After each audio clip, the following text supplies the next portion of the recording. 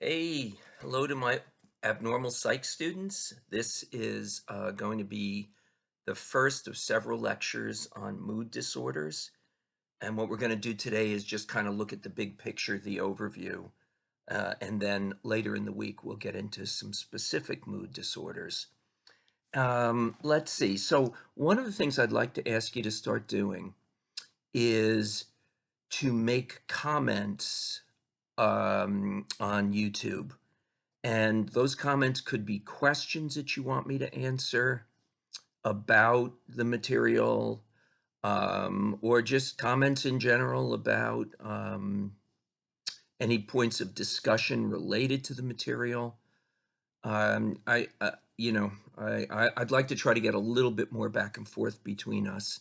I'm sure you're all struggling with whatever's going on in each of your own lives, um, and it's an adjustment for all of us, but let's try to make that happen. So after you've watched one of the abnormal psych lectures, would you please comment? And you could share your name, or if you don't want to do that, just share your initials, but just so I have a sense of who's out there watching this. Let's see, you know that a week from tomorrow, the third case study is due. And I'll send you an email one more time on that, but it's either conversion disorder, hysterical blindness, or dissociative identity disorder, either of those. Okay, so we're going to spend the next couple of weeks talking about mood disorders, and to start with the obvious, it's a big topic. Um, there are a number of different types of mood disorders in the DSM. So for example, obviously one of the mood disorders we're going to be talking about is depression, but it's helpful, I think, to think of depression as really a spectrum of a number of different related disorders. It's not just one disorder. Even with the bipolar disorder that we will be talking about, there are a couple of different types of bipolar, and there's certain symptoms that distinguish one type from the other. We'll be talking about that. And then also, I want to let you know that one of the things we will be covering under this section of the course is we will be talking a little bit about suicide. Suicide is not a diagnosis, it's a behavior. And it can happen for many different reasons, but it is very strongly associated with mood disorder, especially untreated mood disorder and depression. So, we got a lot to cover. All I want to do today in this short lecture is to just kind of set the stage for what's coming. And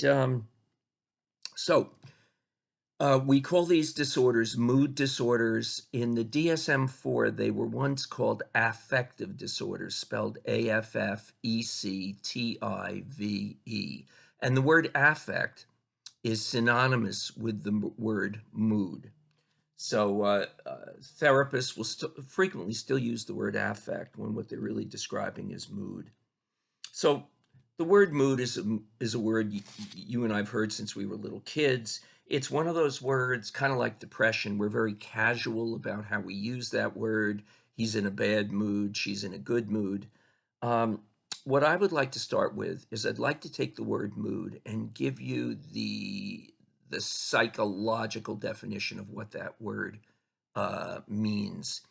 So a mood is defined as a sustained emotional state which colors all aspects of a person's life.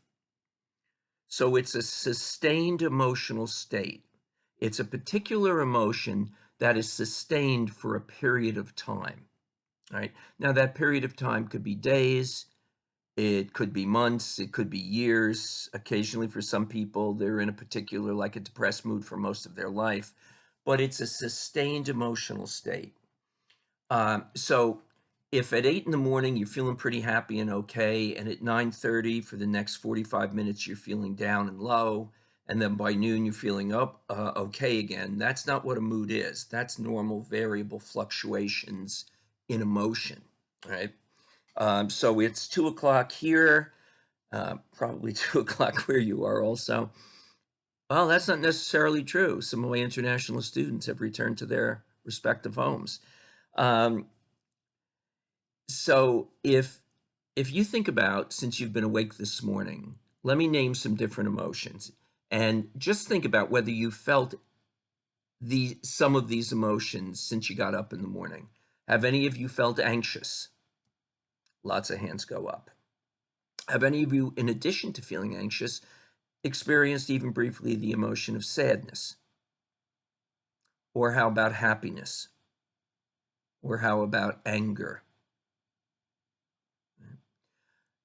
Emotions wax and wane. They come and go. Mood is different. Mood has more of a locked in sort of quality to it. When somebody's in a depressed mood, they are in that mood for a somewhat of a sustained period of time. Okay, so that's one of the differences between the word emotion and the word mood. Mood is a more of a locked in state. The second thing is when somebody's either in a depressed mood or a manic mood, when they're in that mood, it colors all aspects of that person's life. If you're bummed out at work, but as soon as you leave and get in the car and drive home, you're feeling fine, that's not depression. When somebody's in a depressed mood, they experience the signs and symptoms of depression at work, at home, on a Friday night with their friends, hanging out with their dog. That depressed state cuts across the different parts of a person's life. Now, they might be feeling more depressed at one particular place than another, but you get what I mean. There's some crossing over, right? If somebody feels depressed at work, but nowhere else, that's really tied to a situation in terms of how they're experiencing that part of their life, right? But in a real depressed mood or a manic mood, when you're too full of energy, you'll see it while it's still there. It'll cut across different parts of a person's life. Okay. So the way mood disorders are set up, if we were going to draw kind of a graph, let's think first about what we call normal mood. So when somebody's in a quote unquote normal mood, they are neither experiencing the symptoms of depression, nor are they experiencing the symptoms of mania. They're not too low and they're not too high. But I'd like you to think of normal mood not as a flat line, but rather as two lines running parallel, right? Would you agree that there are hours in a day or days in a week when you feel more up, more optimistic, more energized, and other times when you feel more kind of logy, kind of low energy, more negative, more pessimistic in your worldview, right? Normal mood recognizes fluctuations. Now, if you think about what's going on for all of us with the coronavirus, by definition, have many of us in this room been experiencing an accentuation of that normal mood, often kind of down further than a month ago, right? So, normal mood responds to things going on in us and things going on in the world around us. But it's normal to not have flat line. One of the disorders we're going to talk about toward the end of the semester, schizophrenia. One of the symptoms of schizophrenia is what's called flat affect, flat emotions. Not all, but some people with schizophrenia, um, you don't see up and down normal fluctuations in mood. It's more like a flat line. They don't smile. They don't look sad. They don't they don't appear angry. They don't look frightened. Now they may be feeling those things, but externally they're kind of like this. They're kind of flat. So we need to keep in mind one of the themes of this course. Psych disorders are exaggerations of normal human behavior. There's a top end of normal mood and there's a bottom end of normal mood. When somebody begins to rise above the top end of normal mood, they're moving into some of the symptoms of mania. When somebody begins to drop below the low end of normal mood, they are then moving into some of the symptoms of depression. So the way mood disorders are built, there's really only one of two ways things can go wrong. Too much above normal, mania; too little, below normal, depression. So in depression, for example, people don't have enough energy. They don't have enough physical energy. They don't have enough cognitive and psychological energy. In mania, a person can be flooded with too much energy. Now, for some of you, you're thinking, oh, that sounds like a good thing. Well, not necessarily. Too much energy can become as problematic as not having enough energy. So the system is set up where while there are many different mood disorders, they're either divided into different types of depression or different levels of severity of mania. Okay, now let's just kind of further refine that model. Whether it's too much or not enough, the symptoms can vary from mild to moderate to severe. A person can become mildly depressed. In fact, in the United States, that's a very common situation. If you're mildly depressed, you're experiencing ego-dystonic symptoms. But because the symptoms are relatively mild, even though you might not feel like they are, you're generally still able, even though it's a struggle, to function in the world. You're able to get out of bed, although it may not be easy to go to work, to meet the demands of daily life. But now, if that's mild depression, as somebody becomes more moderately depressed, right, the severity of their symptoms will increase, and functioning well in the world, their level of functioning is going to decompensate. We talked about that about a month and a half ago. They're going to drop down to a lower level of functioning. If somebody becomes severely depressed, they may not be able to get out of bed. They may become mute. The deepest level of depression is actually called profound depression. So if you think of depression on a 0 to a 10 scale, profound depression would be maybe judged as a 9 or a 10. And that is not only a mental health emergency, that can sometimes be a medical emergency. These levels of severity are very important. The kinds of treatments that a person might get and what needs to happen might in part be related to the severity of the symptoms of depression. If somebody's mildly depressed, they can almost always be treated on an outpatient basis. In severe or profound depression, sometimes even in moderate depression, a person might need, for a variety of reasons, a short psych hospital stay. Now, the same is also true going above the top end of normal. There's mild mania, moderate mania, and severe mania. Levels of degree again. Mild mania is also called hypomania, Hypo mania. And hypo, like hypodermic, means below. So that is a, excuse me, that's a mild level of mania. And actually, American society kind of encourages people to frequently be mildly manic. I think one of the things that's interesting, kind of self-isolating, is some of the busyness that we use to kind of prop ourselves up and our lives up. We start to experience that differently as the pace of our life begins to slow down. Now, that's not true for all of us, but that is certainly true for what some folks are beginning to talk about online and describe. So hypomania, moderate mania, where a person's energy, physical, mentally, cognitive, is going too high. And then at the top is severe mania. And severe mania is an absolute mental health emergency. It is also called manic excitement. In a manic excitement phase of the bipolar disorder, a person is so flooded with energy that it changes the way they live in the world. It changes the way they think. People tend to become grandiose. In depression, your self-esteem drops. In mania, your self-esteem rises too high. You will often, in manic excitement, even in moderate mania, make really, really bad life decisions. I had a client many years ago who was an elderly woman who stopped her medication for bipolar and went into a full-blown manic episode of manic excitement. And She was a widow. She took her entire life savings, cashed it out of the bank, and sent it off to a TV evangelist who's on in the middle of the night. Um, Her ability, she was so manically out of control that her ability to make a good judgment had been lost. And she was really temporarily psychotic, not in touch with reality, and made a life decision which unfortunately affected the rest of her life. She lost everything that she had.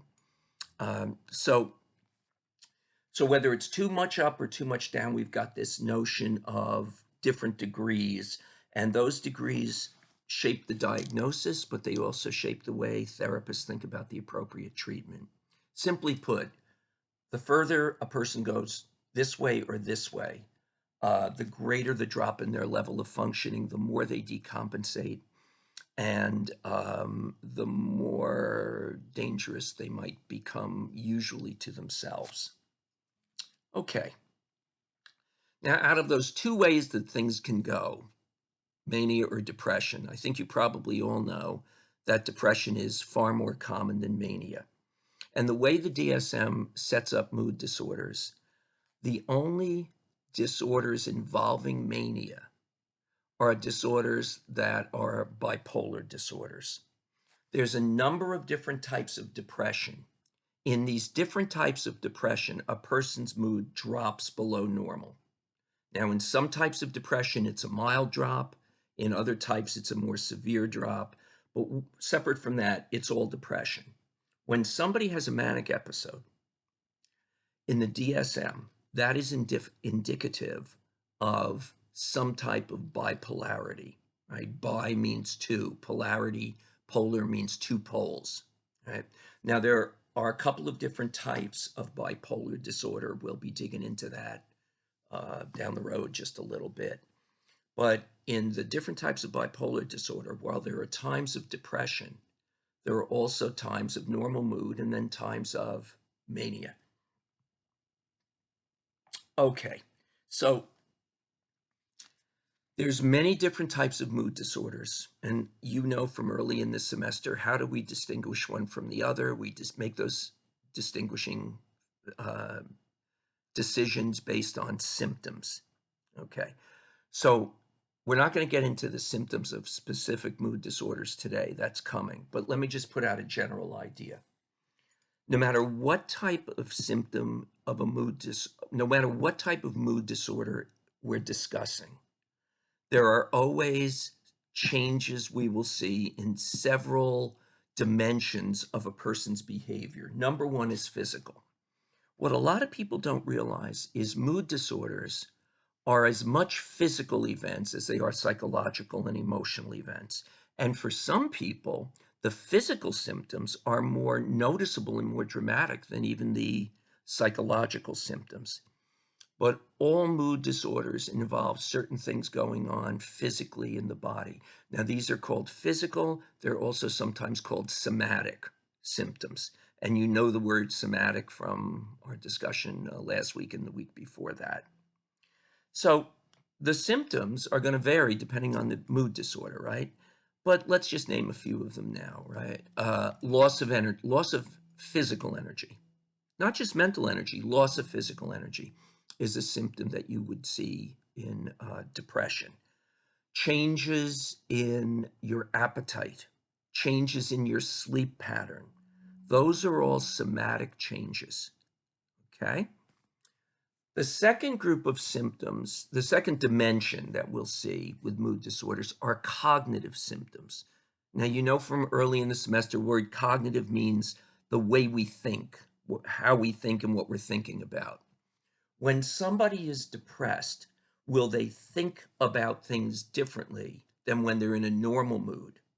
And flip, when somebody's manic, will they think differently than when they're not manic, right? Now, thinking, there's two parts that I want to focus on. One is content of thought. That's what you're thinking about. So when somebody's depressed, the content of what they're thinking about tends to be highly pessimistic. They tend to often cognitively scrutinize their own behaviors and think about all of the things that they've done wrong that they're pulling out of their memory database. And when somebody's manic, the content of their thought can be very different than that. They will often think sometimes that they are very special. They'll have thoughts of grandiosity, of greatness. They will often think about other people in ways where they feel very frustrated by other people, which kind of makes sense. If you're going 200 miles an hour and everybody else is going 65 miles an hour, you're going to feel more irritation with people because they're moving too slow for you. But it's not just the content of thought, it's also the way in which thoughts are moving through somebody's mind. People who are significantly depressed will often say, I feel like my thoughts are stuck in glue. Their thinking will often be very slow. They'll slowly move from one thought to another thought to a third thought. That's not always true, but that's a trend. When somebody's in a manic episode, they'll often experience the cognitive symptom called flight of ideas. Their thoughts are racing too fast. Now, what's interesting is the speed at which we speak is frequently tied to the speed of our thoughts. So think about somebody who's very depressed. Since their thoughts are moving slowly, will their speech often be slow and down, like volume down, kind of quiet, right? When somebody's manic and they're experiencing flight of ideas where their thoughts are racing at 90 miles an hour, will you often see that reflected in speech? And there's a name for that. It's called pressured speech. Um, now, so sometimes by just noticing the way the person is speaking, the pace of their thought, the pace of their speech, and the pace of their ideas, you can kind of like reverse engineer a little bit what's going on cognitively. The third set of symptoms are the direct emotional experience. And so with depression, people will often feel a lot of emotions that they'll label sad, frequently anxious. Think of a Venn diagram. There's an overlap between anxiety and depression. Emotions that they will often name despair.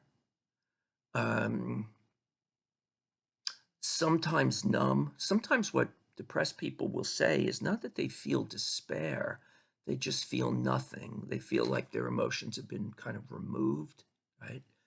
In a manic episode, people can feel a lot of irritability and anger. They sometimes, at least superficially, seem to be experiencing the emotion of euphoria. Sometimes, though, when you look more closely, it looks like euphoria, like wild, happy on the surface, but it's not. It's not really happiness. It's more irritability and anxiety. So you'll see certain emotions that tend to go with the down end, and other emotions that tend to be correlated with the manic up end. And then fourth, you'll always see behavioral symptoms. Um, Now, if somebody's mildly depressed, you might not see, if you're an observer, if you're like a coworker, you might not really see obvious behavioral symptoms. But somebody who knows that person really well may have detected changes in their behavior. When you become very depressed, there will be noticeable changes in your behavior, the way you move your body, um, social isolation. Takes energy to socialize with other people, right? And so in depression, one of the behavioral changes you'll see is kind of a withdrawal, right? In mania, where you see behavioral changes often in a very different direction, kind of almost aggressive, sometimes coming at you, moving very quickly, not being able to stay focused on goal-directed behavior, but kind of jumping all over the place. Can people in a depressed episode drive a car differently than when they're not depressed? Yep. Can people in a manic episode drive a car differently than when they're not manic? Yep. So the four pieces, the somatic symptoms, the cognitive symptoms, the emotional symptoms, and the behavioral symptoms. Now, the symptoms will differ from specific mood disorder to next mood disorder, but those are the four kind of big pieces that we're looking at. And just a couple of other things. One of the other things is, besides severity, is we can also characterize mood disorders in terms of their duration. Are they shorter term or are they longer term? Some mood disorders, though painful and dystonic, are fundamentally characterized by short-term episodes. So an example of that would be major depression, which is depression where the symptoms are moderate to severe, bigger depressions. A lot of people with major depression early on, when the disorder first emerges, they'll be doing okay, normal mood, and they'll have a downturn, a significant downturn. It'll run 6-9 months, even without treatment, sometimes a little longer, and then they'll kind of come back up again. And that's an episode, right? Other disorders, one of the disorders that we'll be talking about is called dysthymia, the dysthymic disorder. That's a dysthymic. The dysthymic disorder often starts relatively early in life. It's a milder depression, but it is a chronic depression. And folks who are dysthymic often, if they don't get the right treatment for it, may spend much of their lives not severely depressed, but mildly depressed, but on a almost ongoing sort of constant basis. So we have certain mood disorders that tend to be more acute or short term. We have other ones that tend to chronicity, become longer term. Now, the final thing I want to add is the idea of repetitiveness. Some folks never have a mood disorder. Other folks have one episode of a mood disorder in their entire life and it never occurs again. And that might be related to a person who gets depressed when they're going through an incredibly stressful, traumatic, serious set of life events. But there are other mood disorders that tend to reoccur. Some mood disorders are characterized by times of doing better and then times of kind of not doing as well and mood becoming destabilized one way or the other. An example of that is the bipolar disorder. One of the reasons that aggressive, thorough treatment of the bipolar disorder is so important is not to just treat the episode at this moment, but to try to cut down the reoccurrence of future episodes of depression and mania. That is also true for major depression. Some folks have one major depressive episode in their life and it goes away and they never have another one. Other folks, though, once you've had one, if you're not getting thorough ongoing treatment for it, it increases the risk that you'll have a second. If you've had two and you're not being properly treated, it significantly increases the risk you'll have a third. So we're going to actually see this sort of reoccurring pattern again toward the end of the semester when we cover schizophrenia. Which is a separate issue, but many folks who are schizophrenic will have reoccurrences of their symptoms. So, but especially with major depression and the bipolar disorder, one of the reasons that thorough ongoing treatment is so important is to try to lower the likelihood of having reoccurring episodes in the future. Okay, so let's just pause. We're almost done with this first lecture, but my goal today was simply to give you the kind of the big picture of what mood disorders are. Looking ahead later this week, we'll begin to talk about some specific mood disorders. And I'm going to start next lecture by looking at and discussing some of the different types of depression. And we'll talk a little bit also about etiology, the causes of mood disorders, and treatments for mood disorders. Okay, so we're coming up on 30 minutes right now. I think this is a good time to end. Please watch this, watch the other videos, and would you begin to comment to me? Should turn my cell phone off. would you begin to leave comments on YouTube? Just would you put by any comments that you make, obviously they'd be under the abnormal psych lectures. So either give me a first name or give me initials or something. So, but I want to hear from you. Questions, comments, just checking in and sharing how things are going for you guys. Okay, I'll talk to you soon.